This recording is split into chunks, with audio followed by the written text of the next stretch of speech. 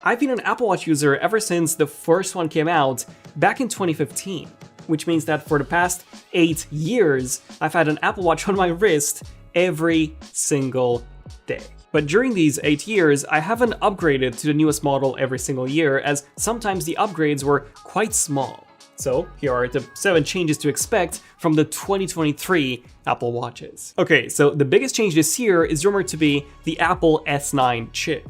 And the reason why this is said to be such a big upgrade is because the S8, the S7, and the S6 chips were actually all identical.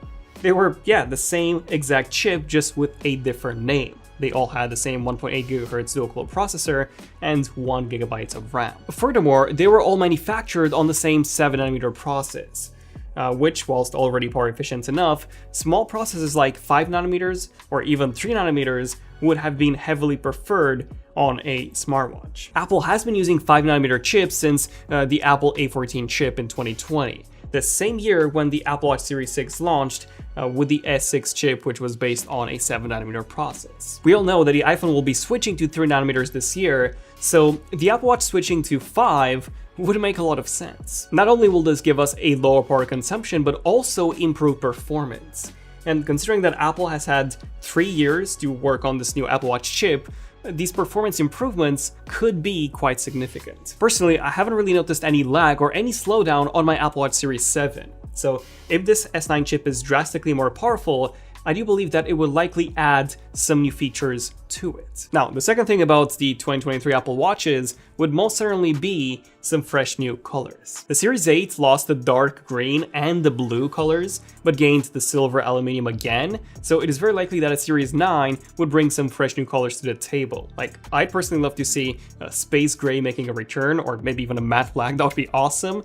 Or maybe simply just the blue, as that was quite a cool color. And the Apple Watch Ultra is also likely to see at least one new color to keep things fresh, as the original only came in this standard titanium finish, whereas the Series 7, that did come in titanium as well, featured 2 finishes, the light version and also the darker space black titanium version. And these are the 2 main hardware changes to expect: the new chip that would offer extra performance and battery life improvements, and then some new colors, with Mark Gurman even saying that there wouldn't be any major hardware changes to the Apple Watch this year aside from that new chip. Speaking of the battery life, as you probably know already, to take advantage of the Apple Watch's fast charging capabilities, not only do you need to use the built-in cable, but you also need to use a fast charger.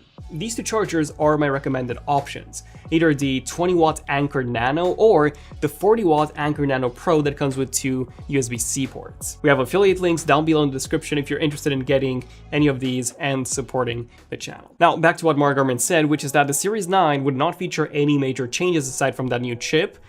This does make a lot of sense, as number 1, September will also be when the iPhone 15 launches, which would be the first new iPhone redesign since the iPhone 12, or at least in terms of the frame. So Apple would likely spend a lot of the time at the event talking about the iPhone 15 and of course, all the changes on the regular model and that periscope module. So yeah, there's a lot of new stuff that the iPhone 15s will come with, and that will take up a lot of the event time. And 2, watchOS is said to be the biggest Apple Watch software update yet, since the very first Apple Watch came out in 2015, so the majority of the new features and changes would actually come with watchOS rather than with the new Apple Watch hardware changes. Okay, so what sort of OS changes can we expect to see here?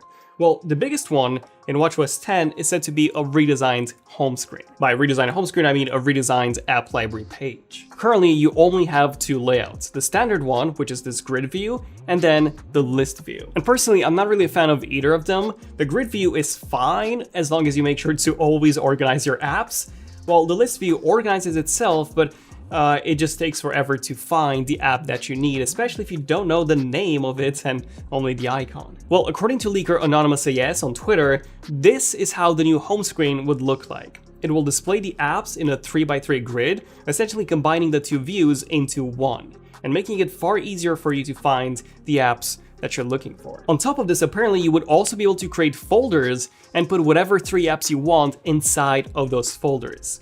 It's not really clear how you'd be able to open these folders, or if they will simply stay open and work kind of like a selection of 3 apps rather than them being, traditional folders. Regardless, I think this will be a major upgrade in us quickly finding the apps that we're looking for, and I do prefer this home screen over the current two methods. Speaking of those methods, Anonymous AS also said that he is unsure if this new home screen would replace both of the other methods or if it will simply appear as a third option. Now, of course, since WatchOS 10 is said to be the biggest update since the Apple Watch came out, the changes are likely going to be more than simply just a new home screen. Now, we don't really know what those changes would be, but I would definitely expect a fully redesigned UI that looks more modern, and hopefully one that also makes it easier to navigate the workouts app, for example, which right now is really confusing, with workout views being buried 5 levels down into the menu. And I also wouldn't be surprised if Apple releases a new band for at least the regular Apple Watch model. Last time they did this was with the Apple Watch Series 6 when they launched the Solo Loop and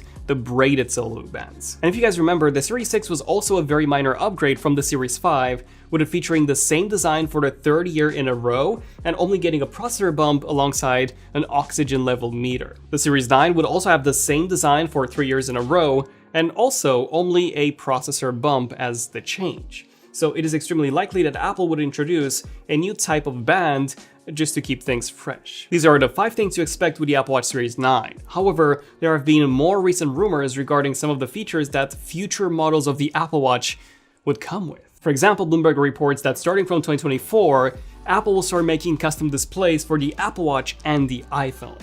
Apparently, this huge shift would begin with the Apple Watch Ultra, with Apple adopting their own micro LED display to it. Bloomberg is even saying that this display would still be manufactured by a third party, but fully designed by Apple in-house. Also, micro LED should not be confused with mini LED, which is what Apple's using in their MacBook Pros. Mini LED is simply an LCD panel with a larger number of local dimming zones, whereas micro LED is the next step on from OLED, where tiny LEDs are used for the pixels, and these LEDs can get crazy bright. I'm talking up to 1 million nits of brightness, and even higher than that on pre-production units. Including such a display in the next big update of the Apple Watch Ultra will make a lot of sense, as micro LED displays are very, very expensive. So by Apple giving it to their smallest device, and also the most premium version of that smallest device, will make it far more affordable for Apple. Of course, don't expect 1 million nits of brightness on the Apple Watch Ultra,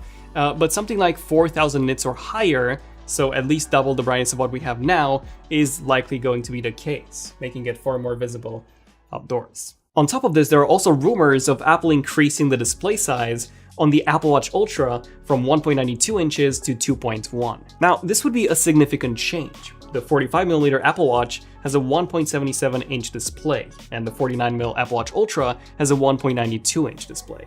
Meaning that an Apple Watch Ultra with a 2.1-inch display would sit in at around 53mm, and have a similar size difference as the one between the 45mm Apple Watch and the 49mm Apple Watch Ultra. In fact, we've noticed that every Apple Watch case is every 4mm. The smallest model is 41, then we have the 45, and then the 49mm Apple Watch Ultra. So 53 not only makes a lot of sense, but a size like that would also allow for a 2.1-inch display. And we also have an update on the glucose monitoring sensor, something that Apple has been working on for a good number of years. Unfortunately, Mark Gurman claims that despite Apple making some major progress with its non-invasive blood glucose monitoring technology, the system is still not ready yet, as Apple still has a lot of work to do when it comes to improving their algorithms and also shrinking down the size of that sensor to make it, fit inside an Apple Watch. According to Mark, this technology is still between 3 to 7 years away.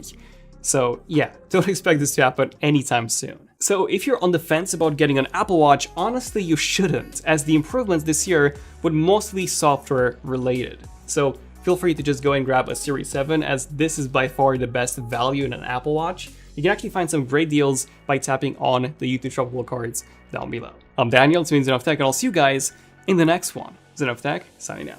Cheers.